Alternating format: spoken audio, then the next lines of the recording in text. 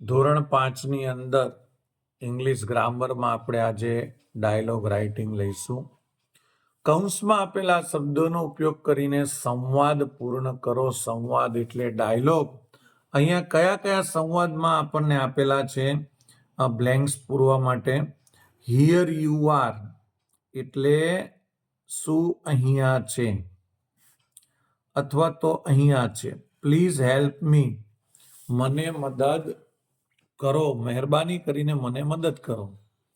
Give me those balloons, મને આ ફુગ્ગાઓ આપો. યુ આર વેલકમ, તમારું સ્વાગત છે. ટેલ મી એટલે મને કહે. તો હવે આપણે શરૂઆત કરી દઈશું આ ડાયલોગ રાઇટિંગની. મોહન સેઝ, મોહન કહે છે. સમીર, વિલ યુ, હવે સેટ શું થશે?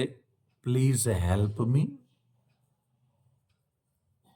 પ્લીઝ હેલ્પ મી.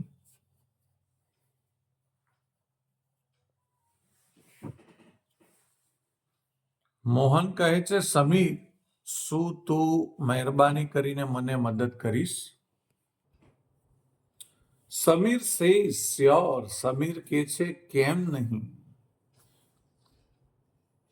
ટેલ મી એટલે મને કહે. તમે જોઈ શકો છો અહીંયા આપણે ગુજરાતી કરીને ફિલઅપ કરવાનો પ્રયત્ન કરીએ છીએ.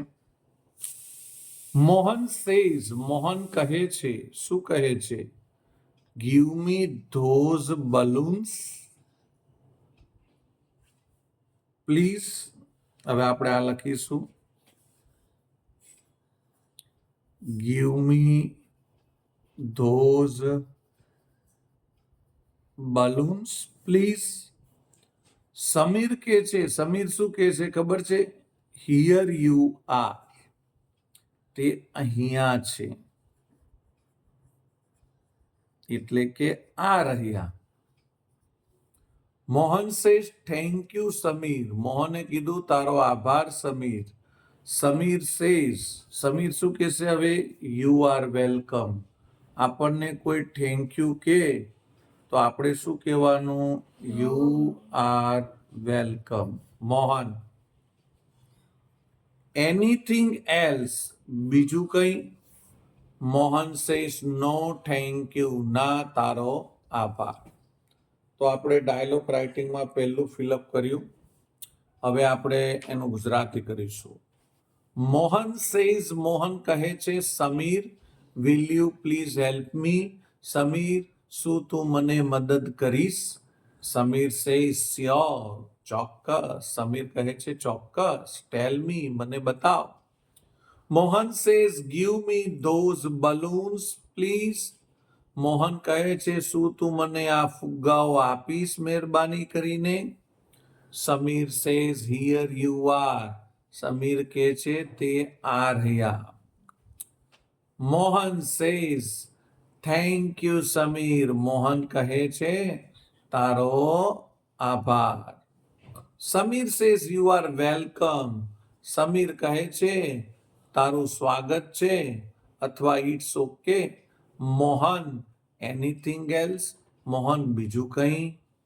Mohan says no thank you, Mohan કહે છે ના તારો આભાર.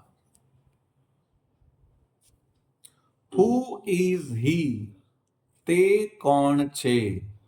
નાઇસ ટુ મીટ યુ, તમને મળીને આનંદ થયો.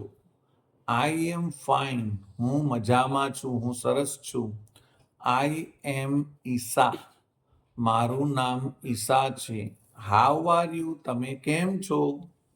જો મિત્રો આપણે પહેલા જે ઉપર આપણને ઓપ્શન આપ્યા છે ને એનું ગુજરાતી જો આપણે પહેલેથી સમજી લઈએ ને તો બ્લેન્ક ફિલઅપ કરવામાં આપણને ખૂબ સરળતા રહે.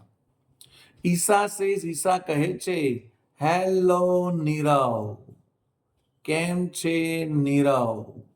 હવે શું બોલશે? નાઇસ ટુ મીટ યુ, શું બોલશે?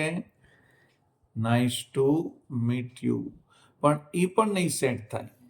ઈશા સેઝ હેલો નીરવ, આઈ એમ ઈશા, કેમ છે Nirav?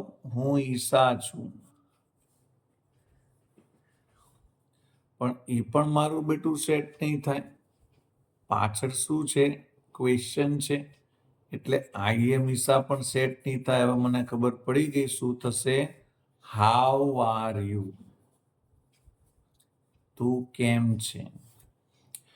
Isha says hello Nirav, how are you?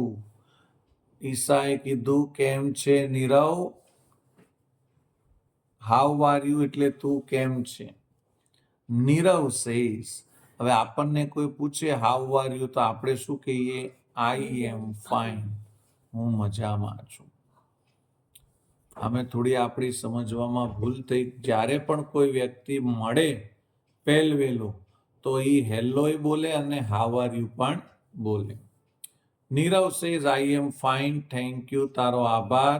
હવે ઈશા શું કહેશે? હાઉ આર યુ આવી ગયું છે, પછી શું આવી જાય છે? અહીંયા આઈ એમ ફાઇન પણ આપણે લખી દીધું છે. હવે ઈશા કહેશે, શું કહેશે? પાછું પ્રશ્ન પૂછે છે ઈશા, અને પ્રશ્ન પૂછે એના માટે આપણે આ લખવું પડશે, who is C? Who is C? તે કોણ છે? Nirav says she is my cousin Alka. તે મારી પિતરાઈ બહેન અલકા છે. Isha says hello Alka. કેમ છે અલકા? હવે બોલશે કે આઈ એમ ઈશા. પણ આઈ એમ ઈશા છે અને અહીં જોઈ લઈએ. Alka says hello, nice to meet you too, what is your name? હા, આઈ એમ અહીંયા આવશે. જો વોટ ઇઝ યોર નેમ, તમારું નામ શું છે અથવા તારું નામ શું છે, ત્યારે આવશે આઈ એમ ઈશા. અને અહીંયા આવશે Isha says hello Alka, nice to meet you. તને મળીને ખૂબ આનંદ થયો. ઘણીવાર શું થાય કે ઉપરની બ્લેન્કમાં શું આવશે એના માટે આપણે નીચેની બ્લેન્ક રીડ કરવી પડે. તો ઈશા સેઝ હેલો નીરવ. ઈશાએ કહ્યું કેમ છે નીરવ? How are you? કેમ છે, તું કેમ છે? અથવા તો તારી તબિયત કેમ છે? Nirav says I am fine, thank you, મજામાં છું, તારો આભાર. ઈશા સેઝ, ઈશાએ કીધું હુ ઇઝ સી? તે કોણ છે? Nirav says she is my cousin Alka. Nirav કહે છે તે મારી પિતરાઈ બહેન અલકા છે. Isha says hello Alka. ઈશાએ કીધું કેમ છે Alka? Nice to meet you, તને મળીને આનંદ થયો. અલકા સેઝ હેલો, કેમ છે? Nice to meet you too. હવે આ ટુ લખ્યું ને એના પરથી જ આપણને ખબર પડી જાય કે અહીંયા નાઇસ ટુ મીટ યુ જ આવશે, કારણ કે એનું એ સેન્ટેન્સ ફરીથી બોલાય ત્યારે ટુ આવે. અલકા કહે છે કેમ છે? તમને મળીને પણ મને આનંદ થયો. Vote is your name? તમારું નામ શું છે? ઈશા સેઝ આઈ એમ ઈશા. ઈશાએ કીધું હું ઈશા છું. આઈ એમ ઇન નીરવ્સ ક્લાસ. હું નીરવના ક્લાસમાં છું. હવે આપણે લઈશું ત્રીજો પેરેગ્રાફ અથવા તો ત્રીજો ડાયલોગ રાઇટિંગ. હવે હું પહેલા જોઈ લઉં ઓપ્શનો. ડ્રોઈંગ કોમ્પિટિશન એટલે કે ચિત્ર સ્પર્ધા. Can I come? શું હું આવી શકું? Want to buy some colour pencil. ઈચ્છા છે ખરીદવાની થોડી કલર પેન્સિલ એટલે રંગોવાળી પેન્સિલો. Going to the market. બજારમાં જઈ રહી છું અથવા બજારમાં જવું. Why not? શા માટે નહીં? હવે આપણે ફિલઅપ કરીશું. નિલય સેઝ, નિલયે કીધું where are you going Rahul? Rahul તું ક્યાં જઈ રહ્યો છે? રાહુલ સેઝ આઈ એમ. હવે જો હવે ક્યાં જઈ રહ્યો છે એટલે આપણે બતાવવું પડે. હા બરાબર, ગોઈંગ ટુ ધ માર્કેટ. એને કહી દીધું કે હું ક્યાં જઈ રહ્યો છું? માર્કેટ. નિલય સેઝ, નિલયે કીધું વિથ મી વિથ યુ એટલે તારી સાથે. હવે તારી સાથે કીધું હોય તો આપણે શું લખવું પડે?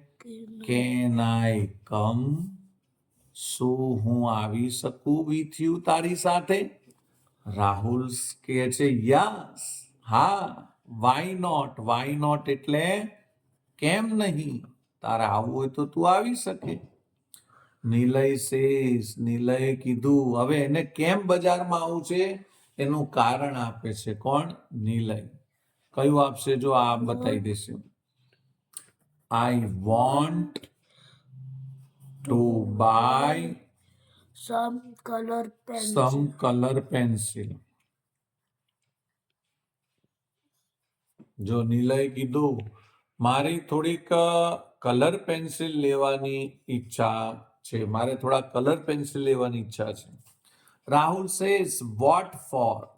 ફોર એટલે માટે અને વોટ એટલે શું. પણ અહીંયા શેના શબ્દ લઈશું? શેના માટે? નિલય સેઝ, નિલય કીધું we have a drawing competition. અમારે ડ્રોઈંગ કોમ્પિટિશન છે.